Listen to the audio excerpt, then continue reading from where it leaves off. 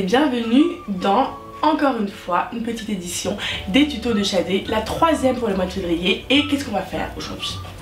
On va customiser des petits miroirs à la manière des petits miroirs d'Amérique latine qui sont délicieusement agrémentés de petits bords en broderie.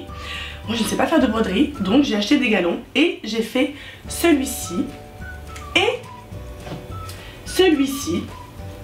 Voilà, donc ce sont tout simplement des petits miroirs et ce qui est sympa avec ces petits miroirs c'est de faire plusieurs et de se les mettre un petit peu en quinconce sur un mur, dans sa salle de bain ou même dans son entrée pour que nos visiteurs puissent admirer ou que nous-mêmes on puisse vérifier notre make-up avant de sortir. Et vous avez un nombre illimité de manières de border ces miroirs puisque des galons il en existe de toutes sortes et il y en a qu'on peut créer nous-mêmes. Vous allez voir tout de suite comment. Alors pour customiser des petits miroirs, vous avez besoin évidemment de petits miroirs. Alors évidemment il y a plein de tailles. Moi j'ai choisi la plus petite, donc c'est des miroirs de 10 cm de diamètre et de 2 mm de largeur. Et ce qui est sympa c'est que voilà, ils sont fournis avec des petits adhésifs pour les mettre au mur. Voilà, donc ça j'ai trouvé ça au BHV, il y en a un peu partout, là chez Tati, voilà. Donc vous avez votre petit miroir et vous avez ensuite des galons tout simplement pour customiser le bord. Donc pour le premier modèle, rien de plus simple.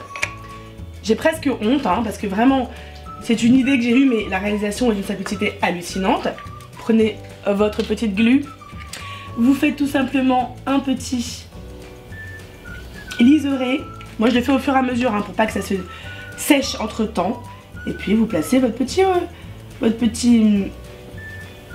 voilà, en appuyant bien voilà.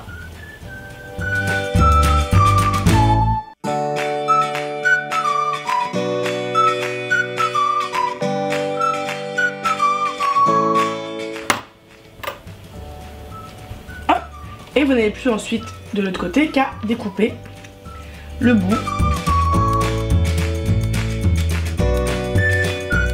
Donc voilà pour le premier modèle. Pour le deuxième, vous allez faire exactement pareil. Mais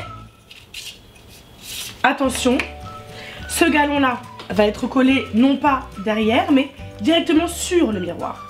Et ensuite pour l'autre côté, moi j'avais choisi de superposer 3 couches.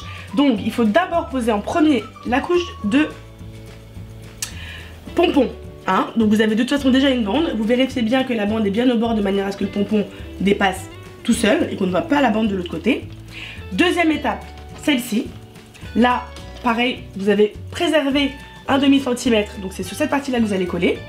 Donc en faisant bien attention évidemment de le mettre. Quand vous allez coller la partie argentée. Parce que n'oubliez pas que c'est celle-là qu'on verra de l'autre côté.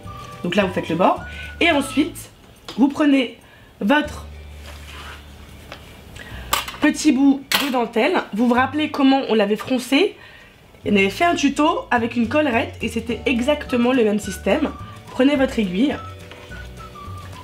et puis vous passez ça hop de la manière la plus simple qui soit. Faites un petit passe-poilé assez large et ensuite on va tirer le fil et c'est ça qui froncera notre dentelle.